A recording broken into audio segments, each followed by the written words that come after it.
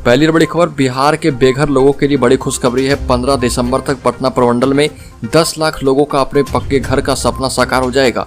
माह के अंत तक लाभुकों को सहायता राशि और भूमिहीनों को जमीन उपलब्ध करवाई जाएगी।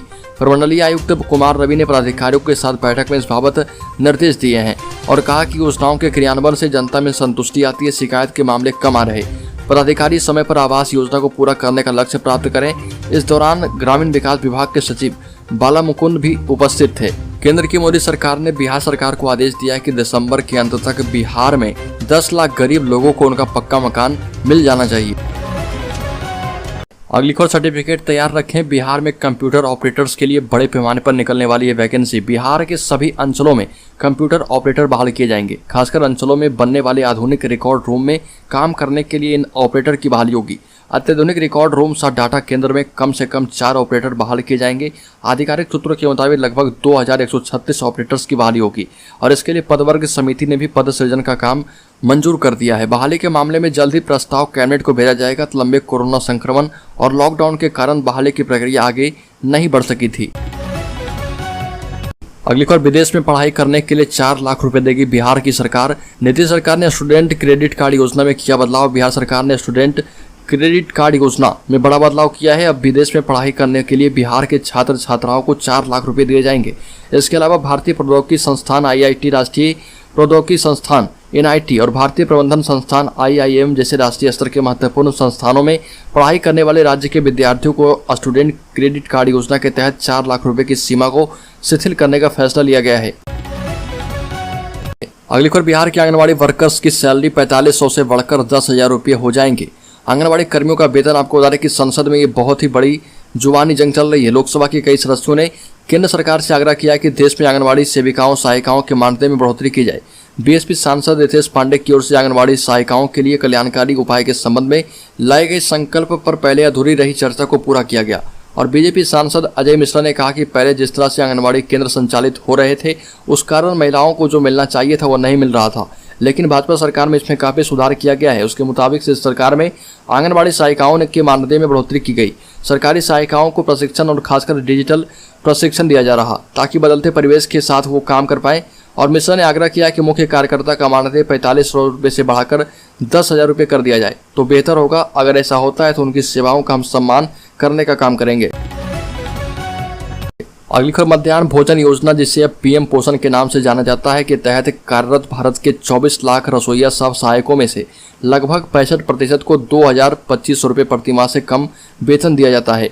8 राज्यों और 3 केंद्र शासित प्रदेशों में इन कर्मचारियों को साल 2009 से लेकर अब तक 2,000-3,000 रुपये प्रति माह की सैलरी मिल रही है, जबकि कई संसदीय गतिविधियों और समितियों ने वर्षों से इसमें बढ़ोतरी की सिफारिश की है।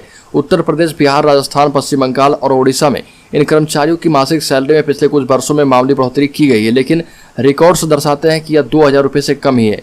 इस बीच दक्षिणी राज्य और केंद्र शासित प्रदेश पुडुचेरी, तमिलनाडु और केरल रसोईया और सहायकों को सैलरी देने में काफी आगे है, जहां प्रति महीने करीब 21,000 रुपये रसोईया की सैलरी दी जाती है।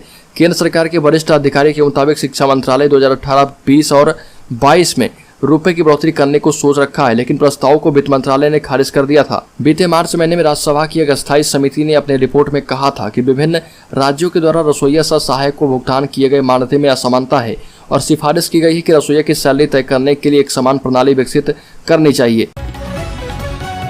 अगली खबर, आरक्षण रोस्टर पर आपत्ति उठने के बाद वार्ड पार्षदों ने की बैठक, उठाए कई सवाल। बिहार नगर निकाय चुनाव, ललित भवन के पास एक होटल में पार्षद एकता मंच के संयोजक संजय कुमार सिन्हा के नेतृत्व में एक बैठक हुई जिसमें लगभग 30 पार्षद एवं पार्षद प्रतिनिधियों ने भाग लिया।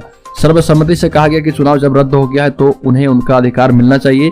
पंचायत चुनाव में विलंब के कारण जिस तरह से परामर्श समिति का गठन किया गया था उसी आधार पर निगम में गठन किया जाना चाहिए।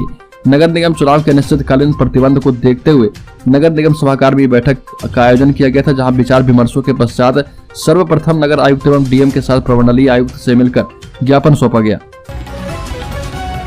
अगली खबर, बिहार के सरकारी स्कूलों में मध्याह्न भोजन योजना पर सरकार का बड़ा फैसला। 19 लाख बच्चों को मिलेगा लाभ। आपको बता दें कि कोरोना महामारी के कारण बिहार के 70,333 प्रारंभिक विद्यालय में बंद मध्याह्न भोजन योजना को फिर से शुरू करने के बाद सरकार ने एक बार फिर से एक बड़ा फैसला किया है।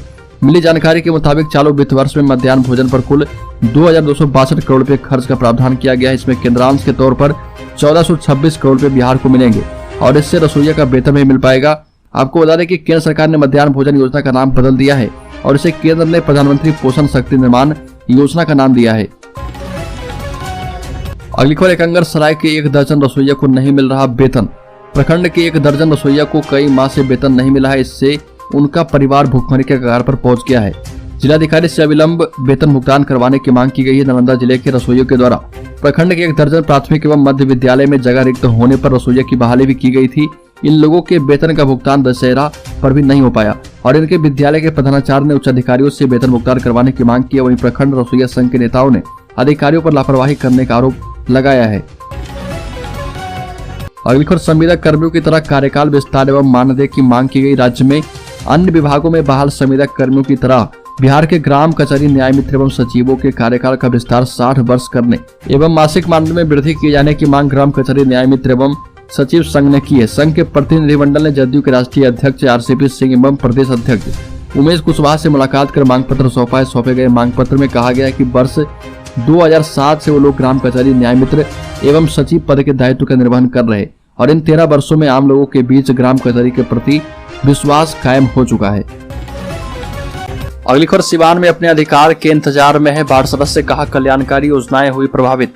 सिवान में प्रभार नहीं मिलने से आक्रोशित 80 से अधिक बाढ़ सदस्यों ने प्रशिक्षण कार्यक्रम का बहिष्कार किया और जमकर नारेबाजी की। प्रशिक्षण में आए सदस्यों ने बताया कि त्रिस्तरीय पंचायत चुनाव संपन्न होने के पश्चात अब तक दर्जनों बाढ़ सदस्यों को प्रभार नहीं मिल सका है। प्रशासन के द्वारा अधिकारों और कर्तव्य का पाठ पढ़ाया जा रहा। प्रखंड में कुल 221 बाढ़ सदस्य हैं, जिनमें 80 बाढ़ सदस्यों को अभी तक प्रभार नहीं मिल सका है। बाढ़ सदस्यों के द्वारा प्रशिक्षण कार्यक्रम को बहिष्कार किए जाने के संबंध में जिलादेई बीडीओ जितेंद्र कुमार ने बताया कि कारणवश बाढ़ सदस्यों ने प्रशिक्षण कार्यक्रम का बहिष्कार कर विरोध किया।